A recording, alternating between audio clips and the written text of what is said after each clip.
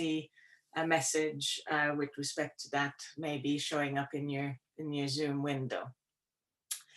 Okay, so let me get started. So I will be sharing my presentation here, and hopefully you can see this here. So welcome to the Center for Particle Physics.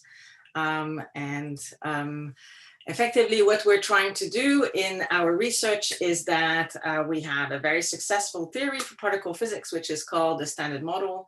And this theory talks about how the various fundamental constituents of matter, like quarks and leptons, interact together via the forces and the particles that sort of carry those forces, and how this also all fits together into our latest addition to the Standard Model, which is the Higgs boson and the Higgs field.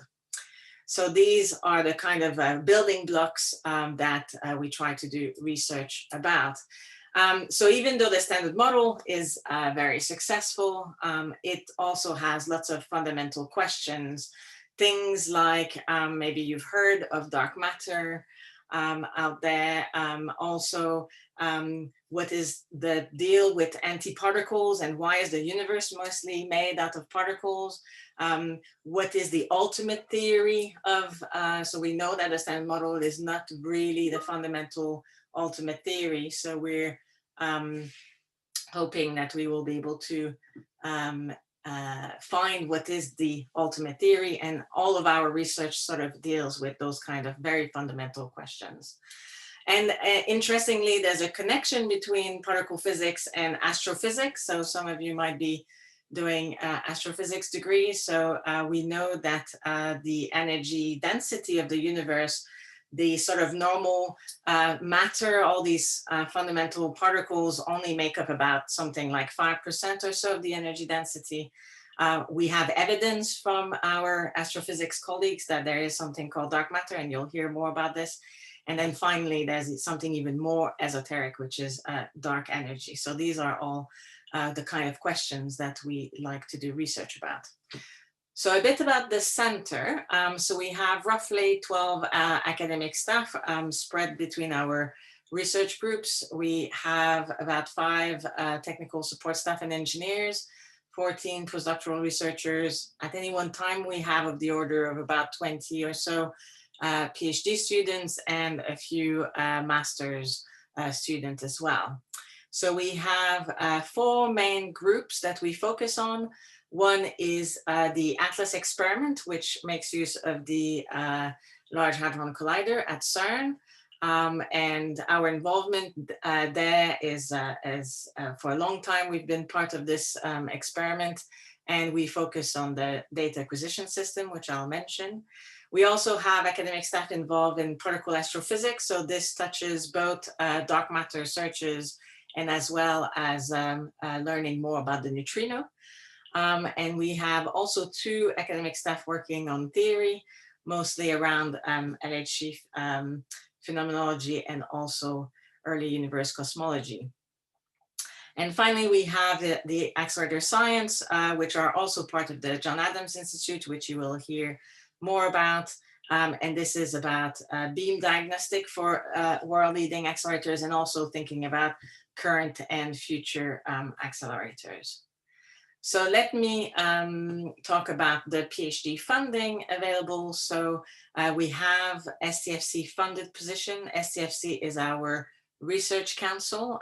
So this is fully funded positions available for all area of the center. Accelerator science also sometimes have joint funding position with CERN and other bodies. We also have college-funded studentships also available. And so if you have specific questions about funding, then feel free to ask us later on. We also have what's called the Rutherford Prize. So this is £1,000 given to, at the start of the PhD, to an exceptionally promising PhD applicant in terms of their research potential in their field of study.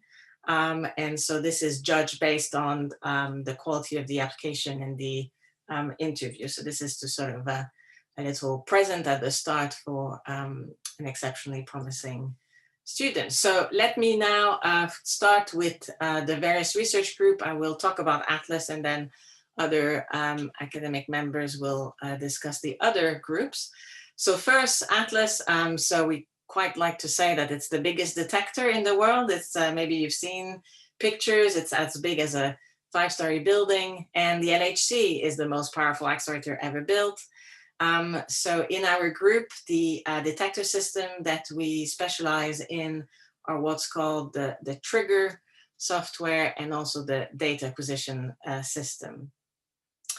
And so you get to spend some time at CERN. So most studentships that are funded by STFC tend to have a funded period of time where you get to go to the main labs, and this could be between a year and a half. And this is really a great opportunity to sort of get involved with the data taking or any kind of shutdown activities and be sort of where all the action is really. So here's a photo you can see of the kind of shutdown activities that we do whenever the accelerator is not taking data. So now let me describe the research interests of our various members, starting with myself. So I study the heaviest particle that we've ever discovered, which is the top quark. And this in itself, the fact that it's so massive, has all sort of consequence for the whole field of particle physics, really. And so this is sort of an interesting angle to look for new physics, meaning any kind of theory that would be beyond the standard model. The great thing is that at the LHC, we produce really a gigantic amount of top quarks, and the decay products of the top quark are quite varied and diverse and make use of the whole detector. So it's a good way of learning about the various detectors as well. So this is the physics that I do.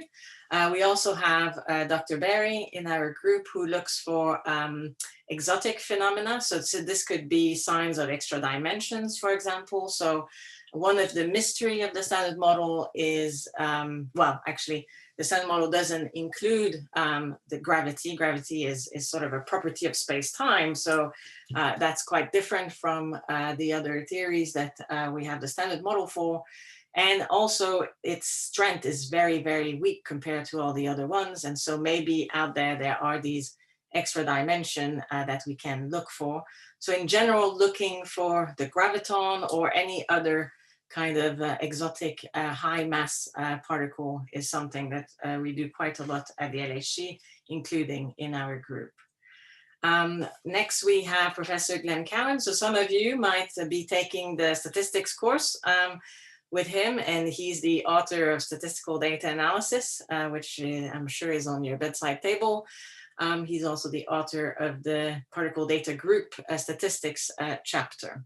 So as you can hear, a lot of his interest centers around statistical methods for data analysis, including things like machine learning methods, and effectively using Atlas data to sort of use those methods to sort of extract the maximum amount of information from our data. So this could be applied to top physics, it can be applied to Higgs and all sort of other areas, including also combination. So sometimes a specific reaction might not give you enough statistical power to claim a discovery, but if you combine different reactions, this might sort of get you over the line for such a thing, which is something that did happen for the Higgs discovery, which this bottom plot here is related about. For any information on the top plot, then this is a good excuse to join our breakout room in the Atlas room to sort of ask Glenn about this.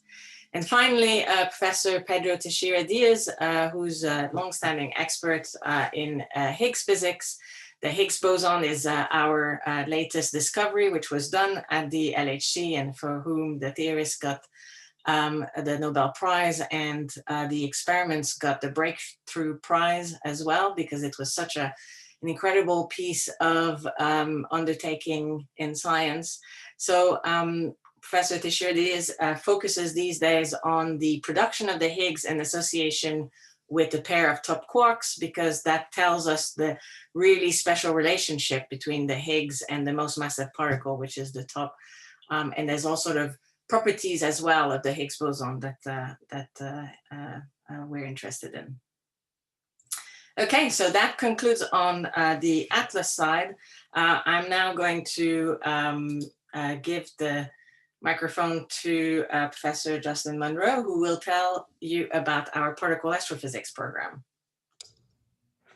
So I'll keep sharing. You just have to start talking. Okay, hello, I hope you can hear me. So this map of the world shows facilities where our group does experiments in dark matter and neutrino physics, along with pictures of our happy students in all these different places. So we are active in dark matter and neutrino experiments, and we group these together because they share a lot of common challenges. Both of them produce rare interactions, which have huge impact on the structure and history of the universe. So we have done experiments recently at the WIP facility underground in New Mexico. And you see a picture of our students working on a prototype detector there, which is aiming to study the direction of the dark matter wind that blows opposite to our motion around the galactic center. We work on a currently running experiment, Deep 3600, which is at Snow Lab in Canada. And you see a picture in the top left of a student of ours who was there during installation of the detector, and that detector is taking data as we speak.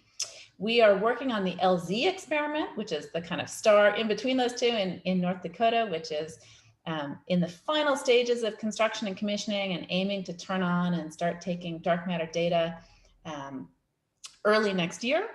And then our kind of next experiment that we work on in dark matter is in the Gran Sasso laboratory in Italy called DarkSide 20K. And that experiment is just ramping up in the construction phase. And then finally, you see a picture in the bottom right corner of the TDK near detector. That's taking data in Japan with the TDK experiment. And then finally, we're also active in the kind of farther future DUNE experiment, which is also in Dakota, and that experiment will turn on in about 7 years. So we have that sort of our program of experiments. So looking at the next page, why are we so interested in looking for dark matter in all these different ways? Well, when we look at the pie chart of the contributions to the energy of the universe, what we see is that ordinary matter that makes up you and me is actually a very small piece of the pie, just under 5%. And based on a variety of astrophysical observations, we think that dark matter makes up more than 5 times as much of the universe as ordinary matter, and that's this blue chunk of the pie. And that's based on observations like this one. So what you're seeing here is an image of the bullet cluster, where the smaller cluster of galaxies is plowing through the bigger cluster of the galaxies. And this is a composite image based on data from optical telescopes. And so all these bright spots you see in this picture, each of those is a galaxy, based on X-ray telescopes, where the gas that makes up most of these mass of these galaxy clusters interacts and heats up and emits X-rays in this collision. That's kind of highlighted in pink in this artist's image. And then finally, using gravitational lensing, the center of mass of these two galaxy clusters is reconstructed, and that's shown in blue. And so the important thing to conclude from this picture is that blue and pink aren't in the same place. So this is actually direct evidence that most of the mass of these galaxy clusters, and indeed most of the mass of our own galaxy, isn't made of visible matter that interacts in the way that we know and heats up and emits X-rays, but instead has properties which we haven't discovered yet. So we don't know what dark matter is, but we know it's there. And in order to detect this extremely rare and extremely tiny interactions of dark matter, we search for interactions of dark matter particles to scatter off of ordinary matter. So what that would look like is this cartoon on the right, where we have a dark matter particle symbolized by the X striking an atom and transferring some momentum to it in that collision. And the dark matter particle flies off, but what we can observe is what that struck atom does. And so we build very, very sensitive detectors in order to observe the kind of imprint of this dark matter particle interaction. So if you go to the next page, please. Okay, so let me talk a little bit about neutrinos for a minute. So what we know in our standard model is that there are 3 flavors of neutrinos.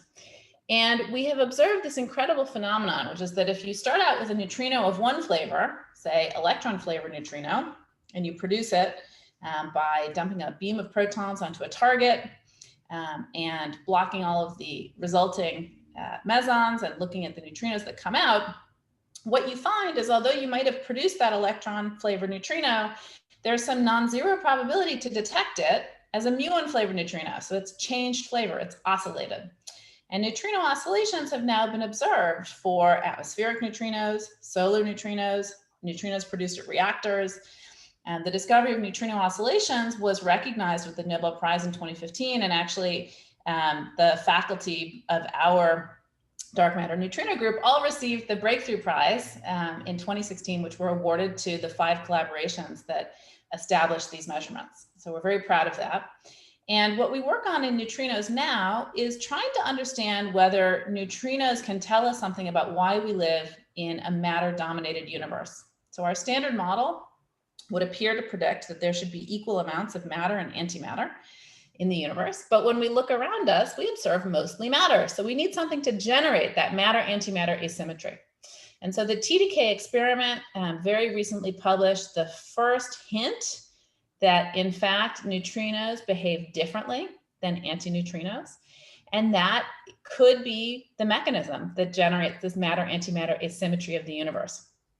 So this is very exciting, and the future DUNE experiment is going to follow up on this hint with very high statistical precision and hopefully get to the statistical significance level that would discover CP violation in the neutrino sector. And so that's one of the areas where we're looking to take on a student this year. Okay, next page, please. Okay, so I'll say just a few words about the faculty and the group and what we're doing on. So I work on the dark side experiment, and I lead the UK effort, which is a consortium of 14 universities involved in building a quarter of the sensors for the dark side detector. So dark side is an experiment that aims to measure dark matter particles gravitationally bound to the halo of our galaxy, interacting in a very sensitive detector with 50 tons of liquid argon that's located in Gran Sasso Laboratory in Italy. And so what's shown down here is kind of a construction drawing of what the detector looks like. And each of the black dots in this drawing are silicon photon sensors, which are one of the new aspects of the experiment. And so we're going to build a quarter of those in the UK. And I'm involved in actually trying to explore whether we can do a dark matter search, not just in the argon of the experiment, but also in the silicon of these sensors. The other project that I work on is Quest DMC. And this is a new idea for a very tiny helium-3 based detector to look for spin-dependent dark matter interactions. And this is a collaboration between particle physics and groups working in quantum technologies, together with groups working in ultra-low temperature helium-3 physics, together with theorists. So I also collaborate on this project with Stephen West, who you'll hear from later.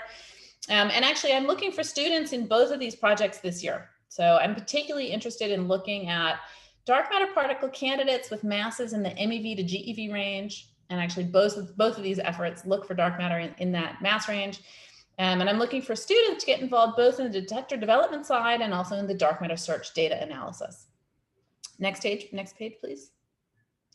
My colleague, Dr. Asher Cabot, works on the neutrino physics side of things. So he is working on the TDK neutrino oscillation experiment now, which is at the J-Park laboratory in Japan, looking at CP violation in the neutrino sector. And this has the current world leading constraint on CP violation. And for the future, he is working on the near detector data acquisition system for the follow-on DUNE experiment, which aims to establish and measure the level of CP violation in the lepton sector. And he is looking to take a student on the near detector for that future DUNE experiment this year. Asher is also active in the LZ liquid xenon dark matter experiment, which is at the SURF laboratory in the US. And this is a follow-up to a predecessor experiment called LUX. And you can see sort of a mechanical drawing of the experiment in the bottom picture of this slide. The current research interests are neutrino oscillation searches, where Asher is one of the analysis leaders on TDK. And he's also interested in optical TPC development for both neutrinos and dark matter, and in liquid xenon detector calibration. So I think that concludes the slides on the particle astrophysics section, introducing the faculty and kind of highlighting the projects where we are hoping to take on students this year. So now I'll turn it over to particle theory. Great. Thank you very much, Jocelyn. And if I can invite Stephen to tell us a little bit about our theory activities. Sure. Welcome, everyone. So I'm going to just run through a little bit of the theory effort that we have at Royal Holloway. So there's two faculty members in particle theory. First is Dr. Kaur.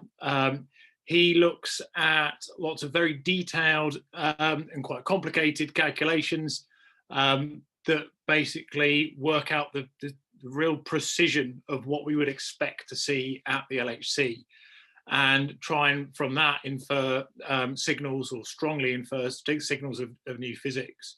So one particular piece of research that he's been doing is looking at off-shell effects that are essentially interference effects in Higgs processes that allows you to test certain beyond the standard model theories. So that's an excellent piece of research that's been going on for a few years and is really starting to become very important for looking for new physics.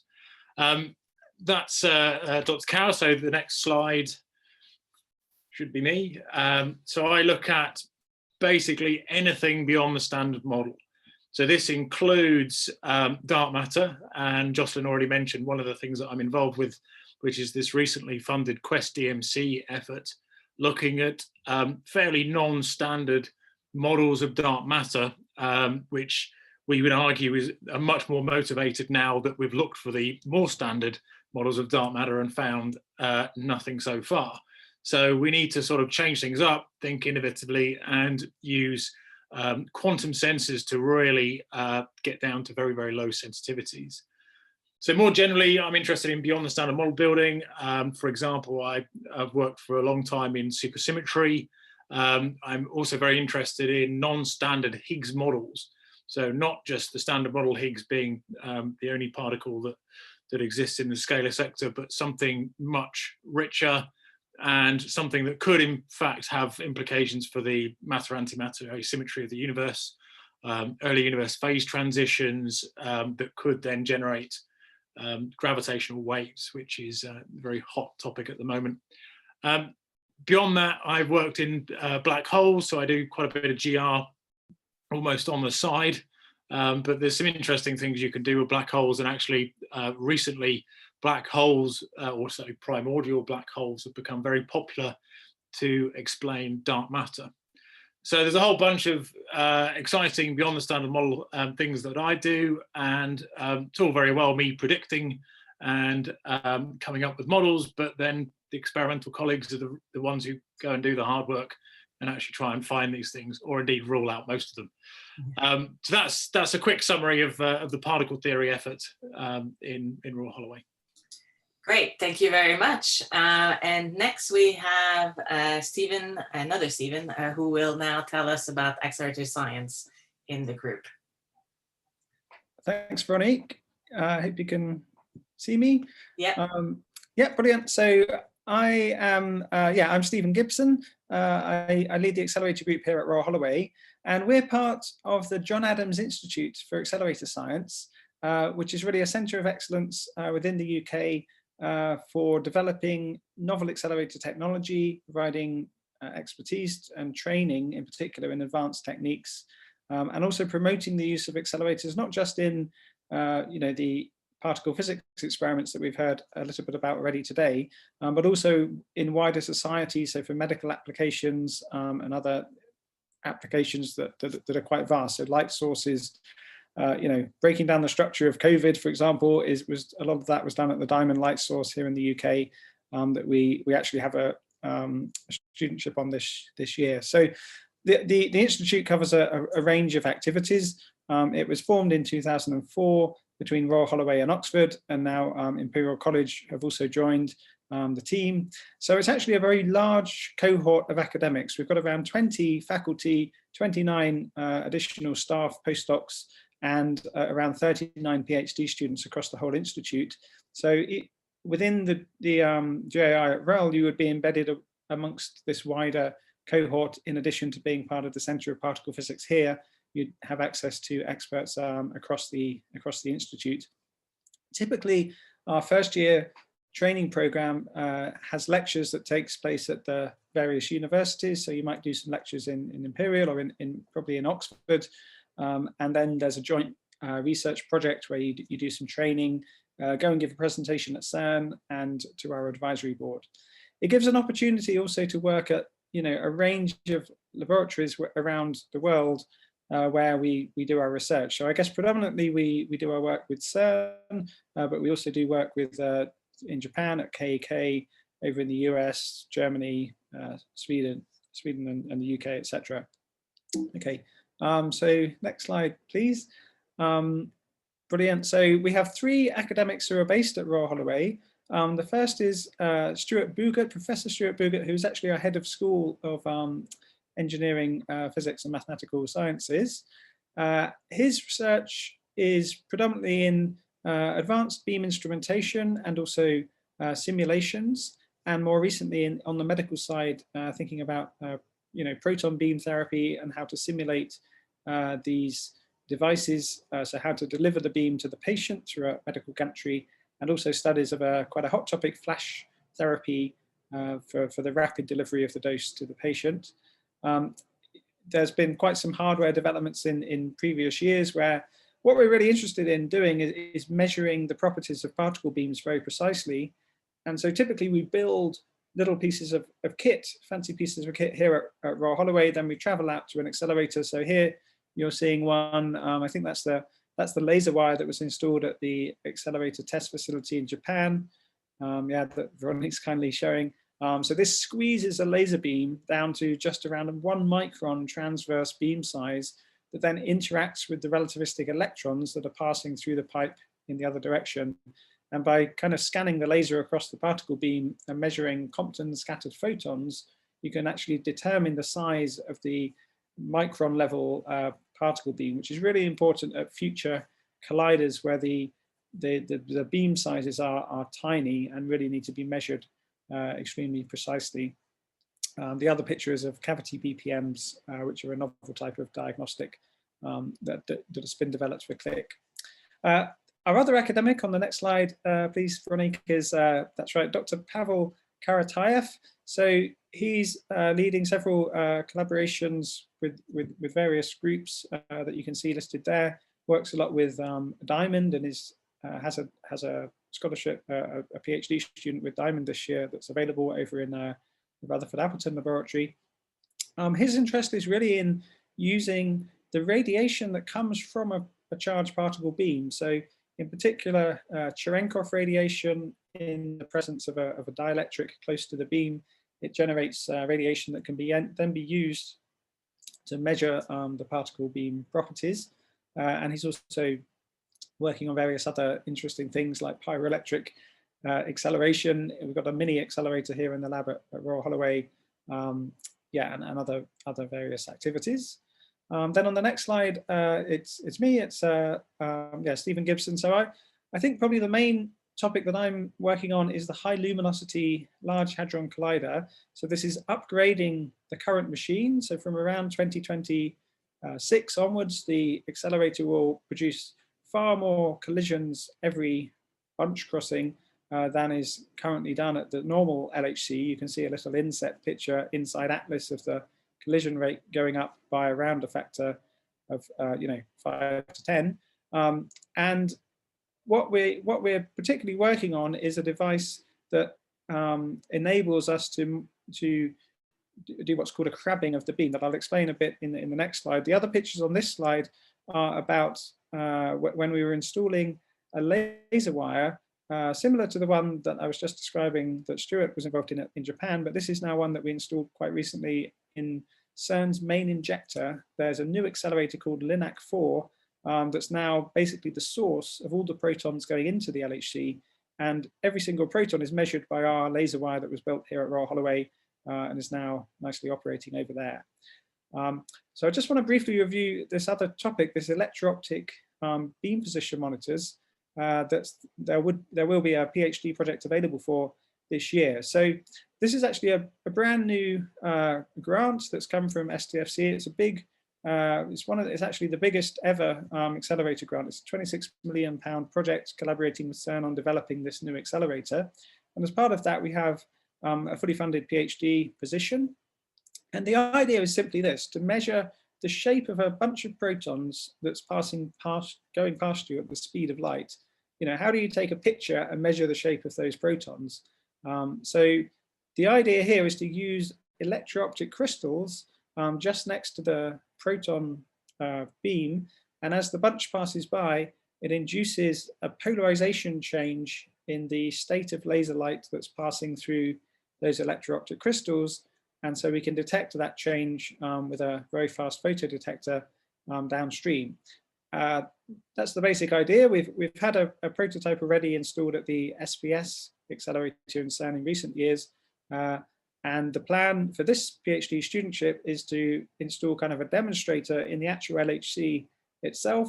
You would go over to CERN, install it all, take the data, analyze the data, publish some results. And if these tests are successful, it would be deployed throughout the LHC to monitor the real, what we call the crabbing of the bunches. So basically the bunches, as they pass through each other, normally they have a crossing angle, and that gives a certain number of collisions. But to enhance the collisions, the bunches will be rotated, and so that they pass through each other kind of head on.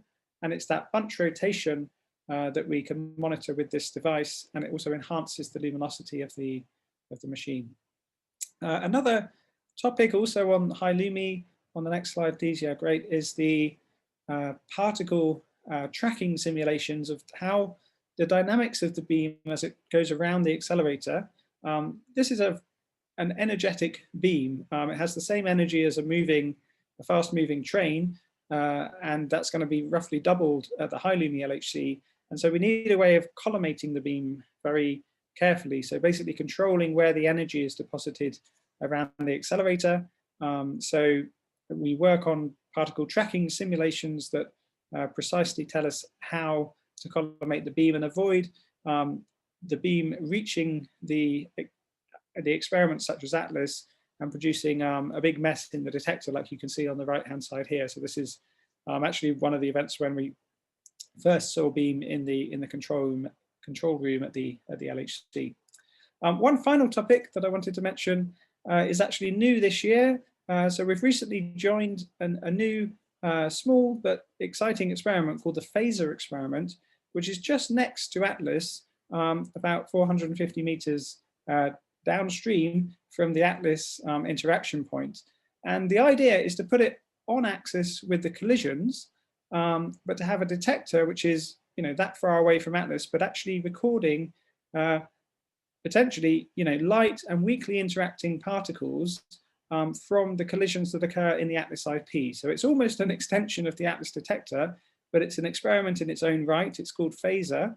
And the benefit of putting it right on axis there is that you're sensitive to basically a very high cross section of particles produced in that forward direction, but that have, that aren't very normally light and weakly interacting particles. So the cross section in the transverse direction is much less. So they could not have been actually detected by ATLAS, but the phase space that we're exploring by placing a detector here is a rather exciting one that's never yet been probed. So this detector will be running for the first time in LHC Run 3 that starts to happen next year, but will happen properly from 2022 onwards. So this will be a really exciting time for this experiment to see this data for the first time. And at Royal Holloway, we're involved in this modeling of how the collisions propagate to the phaser detector through all the rock and material that's in the way, in order to determine the flux of, for example, muons in this case, or also neutrinos reaching the phaser detector. So you could get involved in understanding the backgrounds and the signal in a real new experiment that has quite a lot of exciting discovery potential if these things really exist and we see them. Okay, I think that's enough for me. Right. So I'll see you later on the tour. Thank you. Yes, and so Stephen is now going to rush to his lab, as he will give us his tour in a few minutes there. So thank you very much for that. And so that sort of concludes sort of a tour of our various research activities. And something which you may be wondering about is application. So if you go to our website, it should take you to our central location for submitting application, and the deadline is the 29th of January. And we will be conducting interviews, and the first sort of start of these interviews would probably start the week of the 15th of February. So just so that you're aware of those dates there. So as I mentioned, we will have academics of the various research group you've just heard now, and also current PhD students available for any kind of questions you might have, or for discussion, whether it's about the structure of the PhD, or whether it's about funding, or whether it's about specific question about the research group. And so this will be available after the live tours in the breakout rooms. So I will now stop this presentation, and I'm going to stop the sharing. I'm also going to